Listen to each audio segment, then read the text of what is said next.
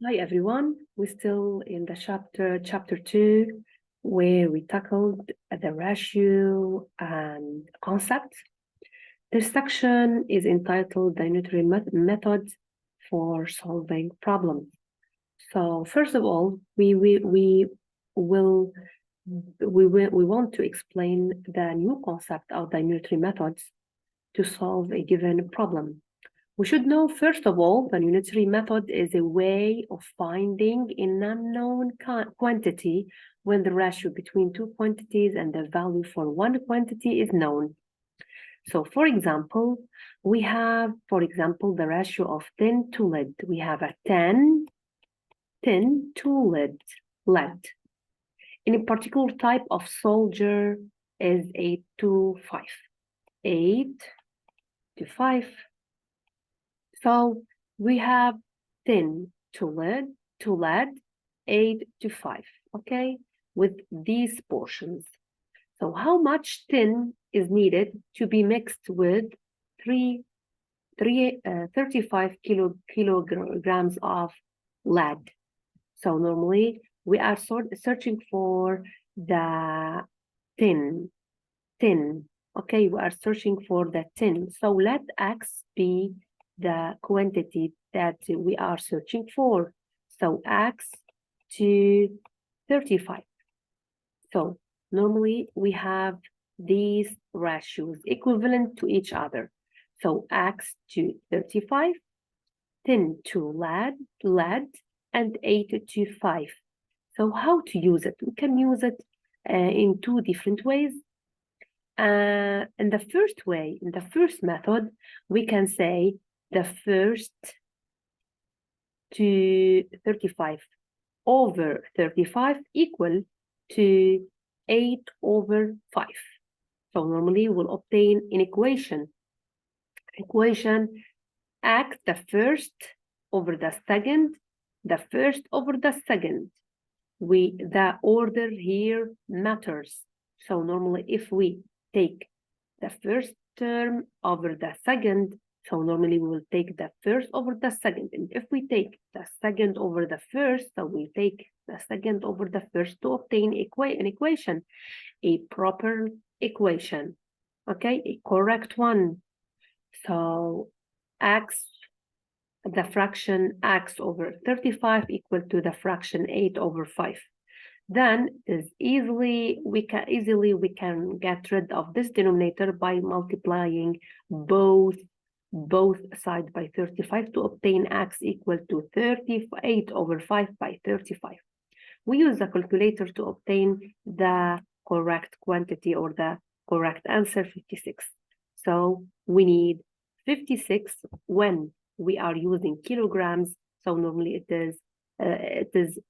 it can be expressed in the same unit, kilograms. So 56 kilograms of tins.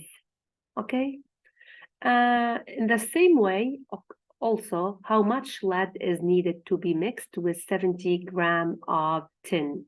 So normally here we are searching for the lead X. Let X be the quantity of lead needed to be mixed with 70. So normally we have a 10 to lead, 10 to lead, equivalent to 8 to 5. And then we are searching for the lead. So we are searching for X as second term of this ratio. And we have 70 grams of tin. We have a 70 as tin. So we put each term in the correct side of the ratio to obtain equivalent ratios. Then when we want to find X here, so normally X should be the subject. So we start with X over 70, X over 70. We started with the second term, so we should start with the second term from the equivalent ratio, so equal to 5 over 8. Then we multiply both sides of this equation by 70. So X equal to 5 over 8 by 70 equal to 43.75 grams. Okay, but we have also a second method for both parts. We have a second method, and the first in this method, the unitary is called the unitary method. Involves first finding one part or one unit. How? 10 to lead equal to 8 to 5. Okay, so normally when we want to search in this part, we want to search the lead quantity. So when we have the lead quantity is known, the lead quantity is known, so we can use it to find the equivalent of a part in kilograms. So we have 5 parts. Normally 5 parts here are equal to 35 kilograms. 5 parts equal to 35 kilograms. So how much the 8 parts weight? How much the 8 parts weigh? So 8 parts equal to 35 kilograms. The 1 part equal to 35 over 3 because we divide both terms by 5 to obtain 35 over 5, 7 kilograms. So normally each part weighs 7 kilograms. So the 8 parts of 10, the 8 part of 10 weight 8 by 7 kilogram because we substitute the part by 7 because each part is 7, so 8 part equal to 8 by 7 equal to 56 kilograms. And the same strategy, we adopt the same strategy in the adopting the second method to solve the same part of the part B. How much lead is needed to be mixed with 70 grams of tin? So normally we have 70 grams of tin, and we know that tin is 8 parts. So if 8 parts equal to 70 grams, so the 1 part equal to 70 over 8 equal to 8.75 grams. Then we are searching for the 5 part. We are searching for the quantity of lead equivalent or corresponding to the quantity of lead corresponding to 70 grams of tin, adopting or verifying this ratio. So normally 5 parts equal to 5 by the part that we searched before, 8.75 to obtain 43.75. And we can notice clearly that both methods leads us to identical answers. Okay, so let's move on to the next exercises. So it is easy to solve this following equation. X over 15 equal to 6 over 5. So we multiply both sides by 15 to get rid of the denominator 15 in the term located in the left-hand side of the equal. So, and to isolate x, we will obtain 15 by 6 over 5, we will obtain 18. This example, x to 5 equal to 6 to 10. So normally x to 5, we can rewrite it as x over 5 equal. When we started with the first term, so we start with the first term here, 6 over 10. So 6 over 10. So normally from this step, it's very easy to complete like the previous one. X, we multiply by 5 both terms by 5 to obtain x equal to 5 by 6 over 10 to obtain finally 3. Okay, let's move on to solve this one. 25 to 22 equal to 82x. We are searching for this unknown. So normally, and this unknown is located in the second term of the ratio. So normally we can say that x to x over 8. We started with the second term of the ratio, so we started here. So 22 equal to 25.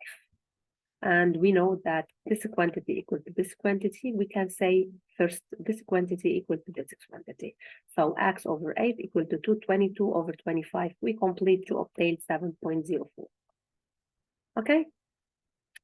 Moving on to the next exercise. In school, the ratio of teachers to students is 1 to 27. So teacher to students. If there are 43 teachers, So we have a 43 teachers. Okay, so we have a 43 teachers, and how many students are at school? So we are searching for students, so let X be the number of students. So normally we should start to give an equivalent ratio. We should start by teachers. So 43 to students. 43 to students equal to 1 to 27. Okay, so normally when we start to write it as a fraction, so and to convert this way of written to an equation.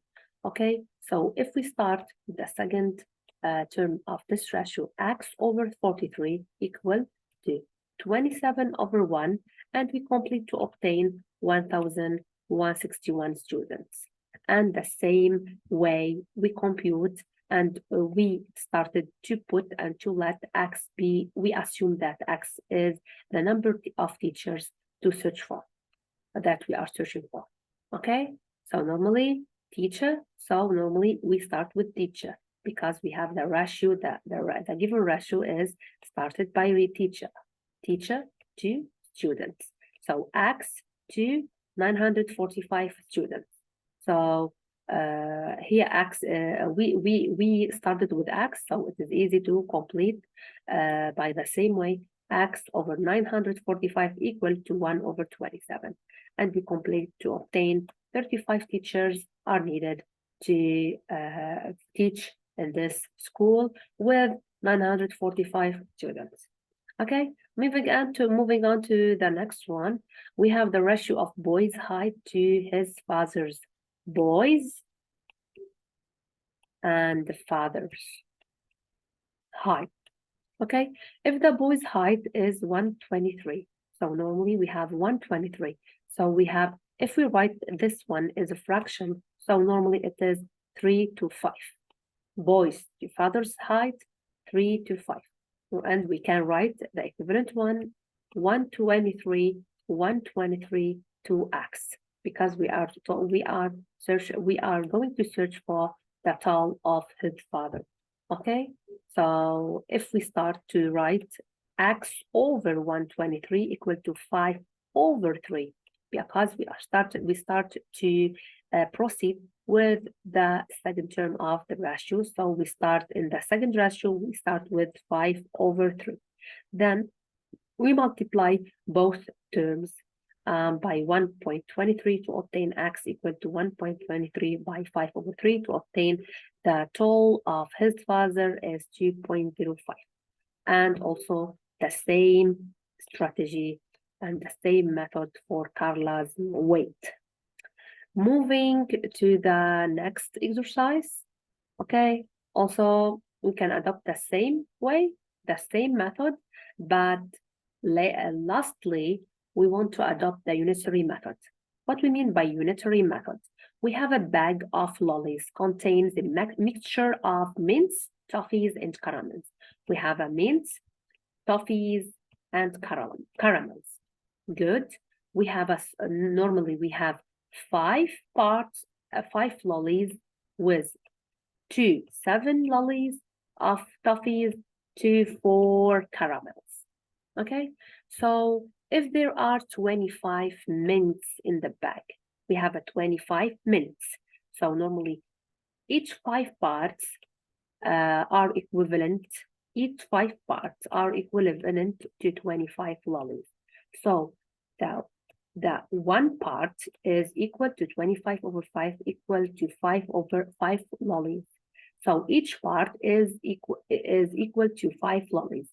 So if we want to find the number of caramels, the number of caramels or the number of parts of caramels are 4. So 4 parts. 4 parts are caramels within the mixture. So 4 parts. Each part equal to 5 lollies. So 4 by 5 equal to 20 caramels in the mixture, where we have 25 minutes in the bag. And the number of toffees, we have toffees 7 parts to, we have a 5 to 7 to a 4. So 7 parts. 7 parts are toffees. So 7 by 5 equal to 35 toffees in a bag containing 25 mints. Okay, the total number of lollies here equal to the parts, the mints with the toffees, with the caramel. So the bag contains 80 lollies. And you can continue in the same way the following exercises. Thank you for listening. Bye-bye.